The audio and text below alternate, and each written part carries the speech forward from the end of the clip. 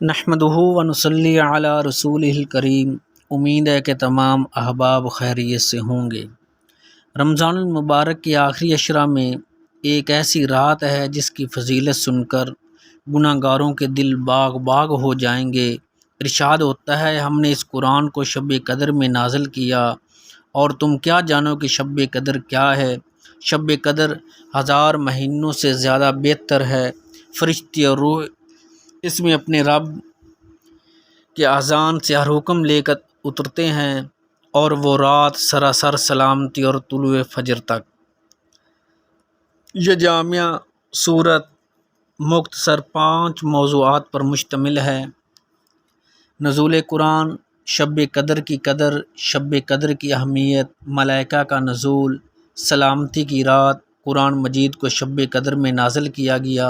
قرآن مجید تو نازل کرنا ہی تھا، لیکن ذات باری تعالیٰ نے مقدس مہینے کی مقدس رات کا انتخاب فرمایا۔ گویا رمضان المبارک کو قرآن سے برکت دی، قرآن کو رمضان المبارک سے برکت دی۔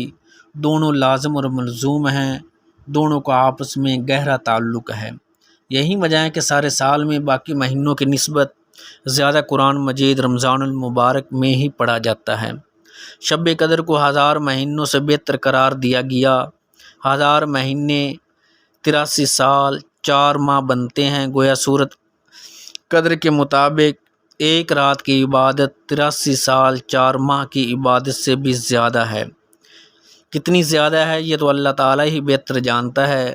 برادران اسلام، امت مصطفیٰ صلی اللہ علیہ وآلہ وسلم، یعنی ہم گنہگاروں پر مولا کریم نے بے بہا فضل و کرم کے صدقے اگر کوئی گناہ گار ساری زندگی نیک اعمال سے دور رہا، پوری زندگی گناہوں بدعمالیوں میں گزر گئی، اس ایک رات میں سچی توبہ کر کے اللہ کے حضور کھڑا ہو گیا، دامن پھیلا لیا، چند آنسو بہا لیے، اللہ تعالیٰ سے بخشش اور مغفرت کا طلبگار بن گیا، تو گویا صرف ایک ہی رات میں پوری زندگی کا ثواب حاصل کرنے میں کامیاب ہو گیا۔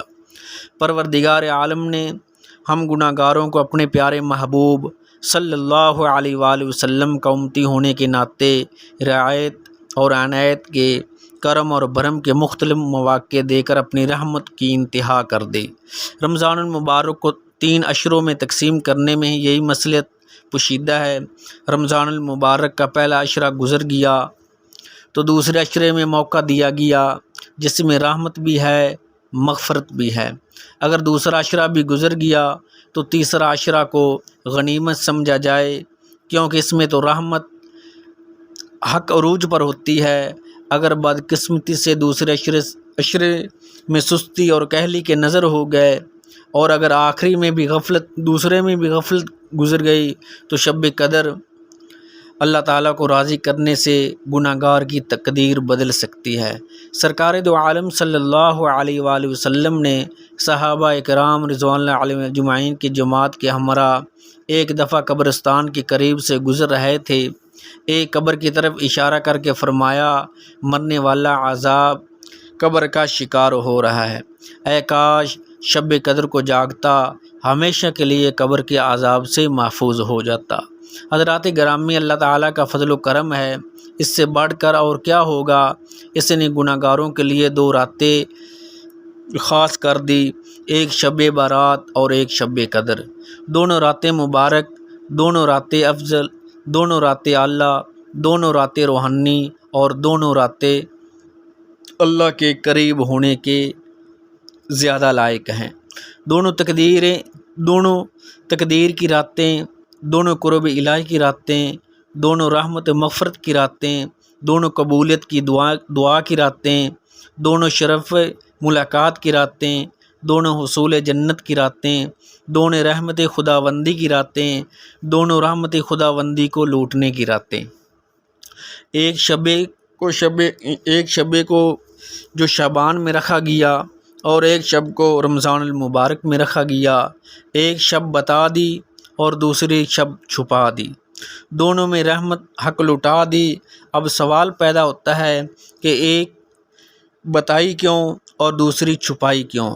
چاہیے تو یہ تھا کہ دونوں راتیں بتا دی جاتی یا دونوں راتیں چھپا دی جاتی۔ شعبان کی 15ویں رات جیسے شب بارات کہتے ہیں، یہ گناہوں سے بری کرنے والی رات ہے۔ جناب رسالت مآب صلی اللہ علیہ وآلہ وسلم نے فرمایا، اس رات میں بنو کلب قبیلے کی بھیڑوں بکریوں کے بالوں سے بھی زیادہ گنہگار کی بخشش کا اعلان کیا جاتا ہے۔ رمضان المبارک کی شب قدر میں رحمت خداوند پرجوش ہو کر گنہگاروں کے گھروں کی دہلیز تک پہنچ جاتی ہے۔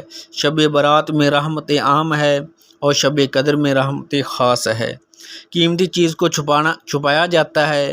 ہم کس قدر سونے یا چاندی، زیورات، نقدی کی حفاظت کرتے ہیں، سو اس مبارک رات کی قدر و قیمت کی پیش نظر اللہ تعالیٰ نے یہ رات چھپا دی۔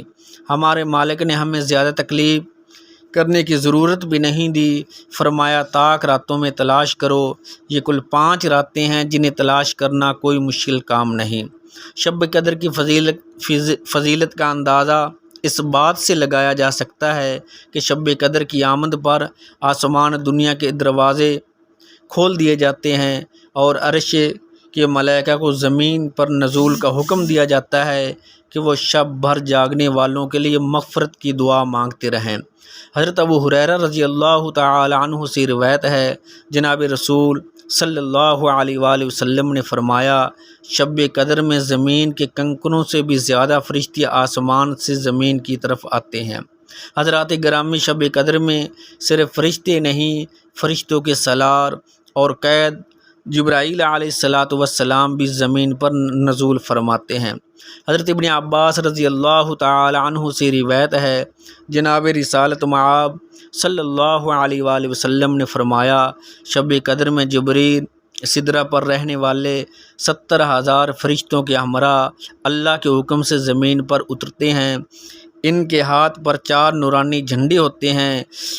یہ چاروں جھنڈے بیت اللہ، بیت المقدس، روضہ عطر اور مسجد طور سینا کے قریب گاڑ کر ملائکہ کو روح زمین پر پھیل جانے کا حکم ہوتا ہے اور جاگنے والوں کے لیے بخشش اور رحمت کی دعا کیا کرتے ہیں۔